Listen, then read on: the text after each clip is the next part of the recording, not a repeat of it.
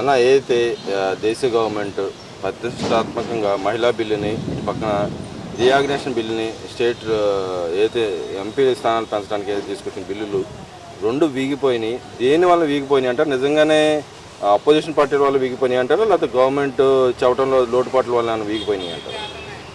వాస్తవంగా అండి, మహిళా బిల్లు 33% రిజర్వేషన్ కల్పిస్తూ కేంద్ర ప్రభుత్వం ప్రవేశపెట్టిన బిల్లు ఒకటిను, డీలిమిటేషన్ బిల్లు నియోజకవర్గాల పెంపు, ఈ రెండింటికి ఏంటంటే ముందు వీళ్ళకి కావాల్సినంత పాస్ అవుతానికి కావాల్సినంత అంకి లేదు. ముందు ప్రతిపక్షాలని కన్విన్స్ చేయడంలో కొంత వెనకబడ్డారని అనుకోవాలి.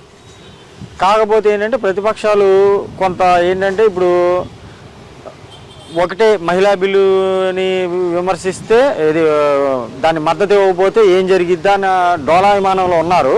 కానీ ఏంటంటే విషయం రెండు కలిపి తీసుకొచ్చేరోడికి వాళ్ళకి కొన్ని అనుమానాలు వచ్చినాయి. దానివల్ల వాళ్ళు ఏంటంటే ఓటింగ్ కావాల్సినంత లేదు ఒకటిను, వాళ్ళకి మొత్తం రెండు బిల్లు వ్యతిరేకించుకున్నారు వీళ్ళు. కాకపోతే మహిళా రిజర్వేషన్ 33% దాన్ని సమర్థించాల్సింది ప్రతిపక్షాలు.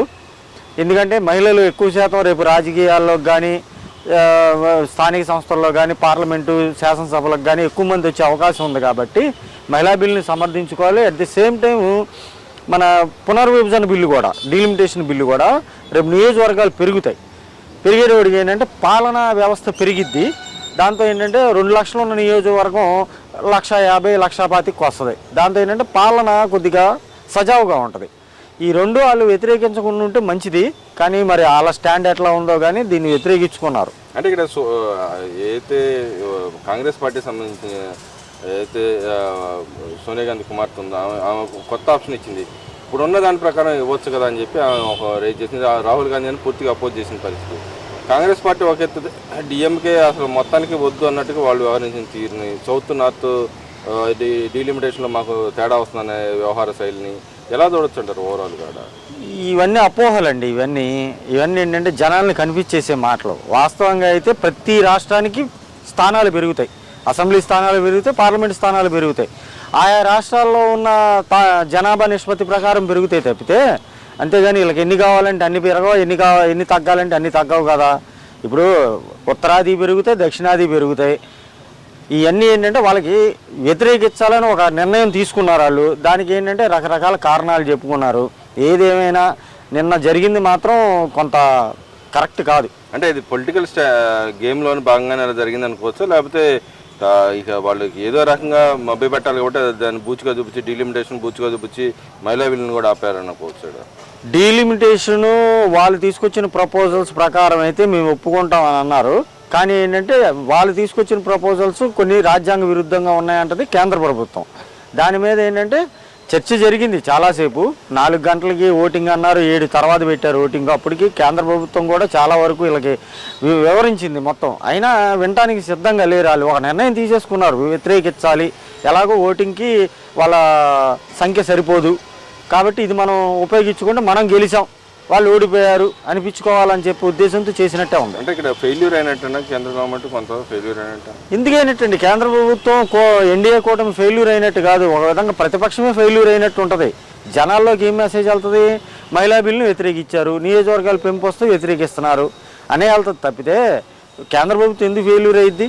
మరి ఈరోజు క్యాబినెట్ మళ్ళీ పెట్టుకుందా, ఎమర్జెన్సీ క్యాబినెట్ పెట్టారు, ఏ డెసిషన్ వస్తుంది అనుకోవచ్చు? ఇప్పుడు కేంద్ర ప్రభుత్వం ఎన్డీఏ గవర్నమెంట్ ఏంటంటే కంపల్సరీగా ఏదో రకంగా కన్విన్స్ చేసి ఈ 2 బిల్లులను పాస్ చేయిద్దాం. ఎందుకంటే రేపు మహిళలకు కానీ డీలిమిటేషన్లో ఆశావాహులకు కానీ ఎక్కువ మందికి రాజకీయ అవకాశం కల్పించే ఉంటుంది అన్న ఉద్దేశంతో వాళ్ళు గట్టిగా ఉన్నారు. ఇవాళ మరి ఎంతవరకు దాన్ని వీళ్ళు క్యాబినెట్ మీటింగ్ పెట్టుకొని వాళ్ళతో ఎంతవరకు ప్రతిపక్షాలను ఎంతవరకు కన్విన్స్ చేసుకుంటారు చూడాలి. మరి అదేవిధంగా చూస్తుంటే రాష్ట్రంలో ఏదైతే కొత్త 2 సర్వేలు రావడం జరిగింది గవర్నమెంట్ గురించి, అటు అపోజిషన్ పార్టీ గురించి, ప్లస్ ఏదైతే పథకాల గురించి కూడా సర్వే రావడం జరిగింది విశ్లేషణాత్మకంగా. ఎలా చూస్తారు? దాంట్లో టీడీపీ గవర్నమెంట్కి 52% పెరిగిన పరిస్థితి, వైసీపీ 39 నుంచి 37కి పడిపోయిన పరిస్థితి. ఎలా చూడొచ్చు అంటారు? ఎందుకనే అలా గ్రాఫ్ పడిపోయిందంటే జగన్మోహన్ రెడ్డి గారు ఇటు గ్రాఫ్ ఎలా పెరిగిందంటారు, ఎందుకు పెరిగిందంటారు? ఏమంటే ఈ సర్వేలు కూడా అంత నమ్మాల్సిన అవసరం లేదు. కానీ ఇప్పుడున్న పరిస్థితులు ఆంధ్రప్రదేశ్ రాష్ట్రంలో జగన్మోహన్ రెడ్డి గ్రాఫ్ 37% చూపిస్తుంది అన్నారా? 20కి కిందే ఉంటుంది. మొన్న దెబ్బ మావిగన్ దెబ్బతో ఇంకా పడిపోయింది అది. కాకపోతే ఏంటంటే కొంత ఒక 18 నుంచి 20% మంది ఇక ఏంటంటే ఆ వైసీపీ పేటీఎం బ్యాచ్కి రాజశేఖర రెడ్డి టై నుంచి కాంగ్రెస్ ఓటింగ్ అలాగ ఉంది కదా, వాళ్ళు ఏంటంటే చచ్చినా బతికినా అందులోనే ఇక ఆ 18 నుంచి 20% మంది ఇక అదే ఆ జగన్మోహన్ రెడ్డి ఏదంటే అది అంటే తందాన అనే రకమే తప్పితే 37 కూడా కాదు, కానీ 20కి పడిపోయి ఉంటుంది నాకు తెలిసి. ఎందుకంటే అసలు బయట మావిగాని అంటుంటేనే వాళ్ళ పార్టీ వాళ్ళే తిడుతున్నారు, మా ఓడికి పెచ్చొచ్చిందని. ఆ రేంజ్కి వచ్చింది వాళ్ళ పార్టీ. వాళ్ళ పార్టీ నాయకులే వీడియోలు ఒకటి బయటకు వస్తున్నాయి, చూస్తున్నారు కదా. మావిగాని అంటాడు, కాసేపు అది అంటాడని మన వంశీ అమ్మనా బూతులు తిట్టాడు. అంతకుముందు రోజేను జోగి రమేష్ ఏమన్నారు, తిరుపతి లడ్డూది మనకేదో పేకల మీద చుట్టుకునేటట్టు ఉంది, ఏంటి మనకు లేనిపోయిన తలకాయ నొప్పులు వస్తున్నాయి అనవసరంగా అని చెప్పి వాళ్ళు మాట్లాడుకున్నారు. పైకి మాట్లాడుతున్నారు అంతే. వీళ్ళు లోపల అందరికీ జగన్ తీసుకునే నిర్ణయాలు తప్పుగానే ఉన్నాయి, వ్యతిరేకిస్తున్నారు. కానీ వాళ్ళకి ఏంటంటే రాజకీయ పునరావాసం లేక ఎక్కడ ఇక అందులోనే పడి ఇక చెప్పిందల్లా చేస్తున్నారు వాళ్ళు. అంటే ఇక్కడ మనం చూసుకుంటే గవర్నమెంట్ యొక్క తప్పులు ఎత్తి చూపాల్సిన ప్రతిపక్ష నాయకుడు ఆయన పాత్ర ఎందుకు పోషించలేకపోతున్నాడు అంటారు? అంటే కారణం అదేనంటారు ఇక్కడ గ్రాఫ్ పడిపోవడానికి కారణం? ఏమంటే ఇంతకు ముందు కూడా 2014కి ముందు కూడా అసెంబ్లీకి రాకుండా పాదయాత్ర చేశాడు. 67 సీట్లు గెలిచినప్పుడు కూడా 2014లోనే 67 సీట్లు ఎన్నో గెలిచాడు. లాస్ట్ అసెంబ్లీకి వాళ్ళని రాని వల్ల ఇతను రాకుండా ఏం చేశాడు, పాదయాత్ర పెట్టుకున్నాడు. ఏంటి అతనికి ఏంటంటే అధికారం ఉంటేనే అందులో కూర్చుంటా, అధికారం లేకపోతే నేను కూర్చోలేను అసెంబ్లీలో. ఎందుకంటే అది ఒక రకమైన ఫీలింగ్ అతనికి. నేను ముఖ్యమంత్రిగానే కూర్చోవాలి తప్పితే ప్రతిపక్ష నాయకుడికి కూర్చోను. అతను ఏదైనా నిర్ణయం తీసుకున్నాడంటే వన్ సైడే. ఇక అది నాశనం అయిపోయి బాగా ఉన్నాయి. వాళ్ళ పార్టీని నాశనం చేసుకున్నాడు. ఏంటి వాళ్ళ నమ్మిన కార్యకర్తలను నాశనం చేశాడు, నాయకులు నాశనం చేశాడు. ఏం లేదు, అతనికి ఏంటంటే అతను బాగుండాలి అంతే. మరి ఇక్కడ చూసుకుంటే ఏదైతే గవర్నమెంట్ తీసుకొచ్చిన పథకాలైనా ఆయన అమలు పరచట్లేదని విమర్శిస్తూ ఉన్నాడు. కానీ కొన్ని గవర్నమెంట్ పథకాలు 100కి 90-92% వచ్చిన పరిస్థితి. అన్నా క్యాంటీన్ ఒకటి, మహిళా యొక్క ఉచిత బస్సు 90-95% వచ్చిన పరిస్థితి ఉంది. ఇంకో పక్కన ఉచిత గ్యాస్ సిలిండర్ 30%కి రావడానికి గల కారణం ఏంటంటారు? ఏమండి ఇప్పుడు అన్ని పథకాలు ఇట్లాంటి అప్పులు పాలైపోయిన రాష్ట్రంలో చంద్రబాబు గారు ఈ రేంజ్లో నడుపుతున్నారంటే అతన్ని మెచ్చుకోవాలి. వాస్తవంగా అంతా బాగున్న టైంలోనే మొత్తం అప్పులు పాలు చేసి రాష్ట్రాన్ని శంకనాకి ఇచ్చేసి వెళ్ళిపోయాడు జగన్మోహన్ రెడ్డి. ఏంటి పప్పు బెల్లాల్లో పంచాడు, మొత్తం అవినీతిమయమైపోయింది అంత డబ్బు అంతా. దానికి లెక్క పత్త లేదు. ఏంటి ఈయన నానా తెప్పలు పడి అన్నీ చేసుకుంటూ ఆయన ఇచ్చిన హామీలు సూపర్ 6లో 6 అమలు చేశాడు. ఏంటి ఇప్పుడు 100 హామీల్లో 90 అమలు చేస్తే 100% సక్సెస్ అండి. అది ఎక్కడో చోట ఏదో ఒకటి కొద్దిగా ఉంటుంది డౌన్ఫాల్లో. ఆ ఒకటే ఈ ఉచిత గ్యాస్ సిలిండర్ది. అది అంతా తర్వాత అయినా సెట్ అయ్యిద్ది. ఇప్పుడు రాష్ట్రం ఆర్థికంగా బాగాలేదండి. ఇప్పుడు 1వ తారీఖుకి జీతాలు వచ్చేస్తున్నాయా, పెన్షన్లు వచ్చేస్తున్నాయా, ఇంటికి తీసుకెళ్ళి ఇస్తున్నారు. అంటే ఉద్యోగులు కూడా 50-50% ఉన్నారని చెప్పి అంటారు. ఉద్యోగుల సంగతి తీసేయండి, 50-50%. వాళ్ళు జీతాలు ఏమైనా రావట్లేదు ఏంటి వాళ్ళకి? కూర్చొని జీతం తీసుకుని ఉద్యోగం చేస్తా గేడి నొప్పి వాళ్ళకి 50-50 ఎందుకు ఉంటారు వాళ్ళు? అంటే గతంలో వాళ్ళకి ఇచ్చిన వాగ్దానం నెరవేర్చలేదని. అవును, గతంలో వాగ్దానాలు ఇచ్చే జగన్మోహన్ రెడ్డి 5 సంవత్సరాల గాడిదలు కాశారా వీళ్ళు? గాడిదలు కాశారు ఏంటి? ఆడికి చిరతలు కొట్టుకుంటూ పాలాభిషేకాలు చేసుకుంటూ బ్రోకర్ పనులు చేసుకుంటూ తిరిగారు. ఆడి చెప్పిందల్లా చేశారు. ఐఏఎస్లు ఐపీఎస్లు అసలు వాళ్ళ స్థాయి మర్చిపోయి గోడలు దూకి వెళ్ళారు. చంద్రబాబు గారు అలా చేపించలేదుగా. మరి ఇక్కడ చూసుకుంటే ఇంకో విషయానికి వస్తే బీసీలో నెగిటివ్ ఉందని చెప్పి దాంట్లో రిపోర్ట్లో వచ్చింది. దాన్ని ఎలా దొరుకుతుంది? ఏమండి ఇందాక చెప్పాను కదండి, ఈ సర్వేలు ఇవన్నీ అంబక్కులు. ఏంటి ఇవన్నీ ఏంటంటే ఒకసారి ఇంతకుముందు పోయిన ఎలక్షన్లో ఒక సర్వే ఇచ్చాడు. ఏమైంది? ఇలాగే ఉంటుంది. జనాల నాడి కొంతవరకే పట్టుకోగలరు. మొన్న ఎలక్షన్ ఏం జరిగింది? జగన్ వద్దు, చంద్రబాబు కావాలి అంతే. ఒకటే చంద్రబాబు పెట్టిన ఎంతో కొంత మేర దీంట్లో వాస్తవాలు ఉంటాయి కదా. ఎంతో కొంత బీసీలు అనేవాళ్ళు తెలుగుదేశం పార్టీకి ఫేవర్ అండి బాగా. అది ఏ పార్టీ వాడైనా ఒప్పుకుంటాడు. ఎస్టీలు కొద్దిగా ఫేవర్ కాదు, మైనార్టీలు కొద్దిగా ఫేవర్ కాదు. ఏంటి వాళ్ళు కూడా కొద్దిగా మొగ్గు చూపిస్తారు. ఇక ఏంటంటే లబ్ధి పొందుతున్నారు కదా ప్రభుత్వం వల్ల. మరి అదేవిధంగా చూస్తుంటే ఆయన జగన్మోహన్ రెడ్డి గారు పాదయాత్ర చేసి రేపు పాదయాత్రకి రాబోయే రోజుల్లో అలసిపోతాడు కాబట్టి ముందే రీఫ్రెష్ అవ్వడానికి లండన్ వెళ్ళిపోతున్నాడు. ఎలా చూడొచ్చుంటారు?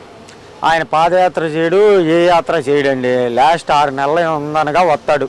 అంతే. ఇవన్నీ వాళ్ళ కార్యకర్తలకు వాళ్ళకి ఎటైనా పారిపోతారు, గోళ్ళు దూకుతారేమో అని చెప్పే మీటింగ్లు తప్పితే అవన్నీ లండన్కి వెళ్ళి అసలు ఉండడు రాష్ట్రంలో. ఇక్కడ అతను ముఖ్యమంత్రి టైంలో కూడా ఏడ చచ్చాడు అసలు. బయటకు వస్తే పరదాలు కట్టుకుని వచ్చేవాడు. కూతుర్లు ఇద్దరు ఉన్నారు కదా లండన్లో, ప్రశాంతంగా వెళ్ళి గడిపోతారు భార్యాభర్తలు. ఆల్రెడీ పీకల నిండా కేసులు ఉన్నాయి. ఆ కేసులు కోర్టు అనుమతి ఇచ్చింది ఎలాగో వెళ్ళమని. పోతున్నాడు. ఇక ఉండి పెట్టేదేముంది, మావిగాని ఒకటి అన్నాడు, ఆ మావిగాని ఆడ పట్టుకుపోతాడేమో. ఇక మరి అదేవిధంగా మరి పక్క రాష్ట్రానికి మళ్ళీ ఇంకో డెన్ ఏర్పాటు చేసుకోవడానికి త్వరలో ముహూర్తం ఫిక్స్ చేసుకున్నాడు. మళ్ళీ హైదరాబాద్లో కూడా ఒక క్యాంప్ హౌస్ పెట్టబోతున్నాడు. ఎలా చూడుతుంటారు అంటే గురు శిష్యుల మధ్య మళ్ళీ చికిత్స అది సార్ మధ్యలో ఓడిపోయిన తర్వాత నీ వల్ల ఓడిపోయని చెప్పి వీళ్ళు విమర్శించిన పరిస్థితి. మళ్ళీ గురు శిష్యుల మధ్య ఏమైనా ఒప్పందాలు మళ్ళీ ఏమైనా జరుగుతాయి అంటారా? లేకపోతే అక్కడ ఏదైతే బీఆర్ఎస్ పార్టీ టీఆర్ఎస్ పార్టీగా మారుతుంది కాబట్టి మళ్ళీ లబ్ధి చేకూర్చడానికి వెళ్ళి ఏదైతే వైసీపీ అభిమానులు ఉంటారో వాళ్ళని మళ్ళీ అదే వైఎస్ఆర్ అభిమానులు ఉంటారో వాళ్ళని మళ్ళీ బీఆర్ఎస్కి సపోర్ట్ చేయమని అడగడానికి వెళ్ళవచ్చు అంటారు. ఏమంటే కేసీఆర్ సంకనాగిపోవడానికి కారణం రెండు. ఒకటి టీఆర్ఎస్ని బీఆర్ఎస్గా మారుతాం ఏంటి, నేను అంతర్జాతీయ నాయకుడిని అని. రెండు, ఇలాంటి దరిద్రుడితో లవ్ చేసి ప్రేమ పెళ్లి చేసుకుంటాం. వీళ్ళిద్దరూ చేసి ఏం చేశారు, చంద్రబాబు మీద ఆంధ్ర రాష్ట్రం మీద విషం కక్కారు. దాని పర్యవసానం ఏం జరిగింది, ఓడిపోయి ఇంట్లో కూర్చున్నాడు. చెల్లి బయటకు వచ్చేసింది. కేటీఆర్ చెల్లికి మేనమామకి హరీష్ రావుకి పట్ల ఏంటి ఆ ఎఫెక్టే ఇక్కడ పడింది. వీళ్ళ చెల్లి తల్లి ఈడు ఎక్కడ పోతే పాపం ఎక్కడికి పోదు, చుట్టూ తిరిగి మళ్ళీ నెత్తికి అవుతుంది అది. కాబట్టి కేసీఆర్ అక్కడ లెగని చెంబే, ఇక్కడ జగన్మోహన్ రెడ్డి లెగని చెంబే. ఈ రెండు చెంబులు ఎంతసేపు అంతే తప్పితే అక్కడ రేవంత్ రెడ్డి కాలు కదపడవు ఏంటి, ఇక్కడ చంద్రబాబు నాయుడు కాలు కదపడవు. ఈ ఇంకో 10-15 సంవత్సరాలు వీళ్ళిద్దరూ అలాగే ఉంటారు. ఇంతకుముందు గొడవలు ఉండేవి ఆ రాష్ట్రం ఈ రాష్ట్రం ప్రతి దానికి. ఇప్పుడు సామరస్యంగా పరిష్కరించుకుంటున్నారు. వాళ్ళు కాంగ్రెస్ అయినా వీళ్ళు కూటమైనా సరే. అల్టిమేట్గా ఏం కావాలండి, ప్రజలకి అన్నీ బాగుండాలి, రాష్ట్రం బాగుండాలి, కంపెనీలు రావాలి, పెట్టుబడులు రావాలి, ఉద్యోగాలు రావాలి. అది చూస్తారు. కానీ జనాలు ఈడు ప్రేమించుకుంటే వచ్చేది ఏముంది, ఆడిగడి ప్రేమించుకుంటే పోయేది వాళ్ళకే. విడాకులు అయిపోయినాయి వాళ్ళకి ఇద్దరికి. ఈ దరిద్రం అటు పట్టుకుంది వాళ్ళకి, కేసీఆర్ గారు వాళ్ళకి.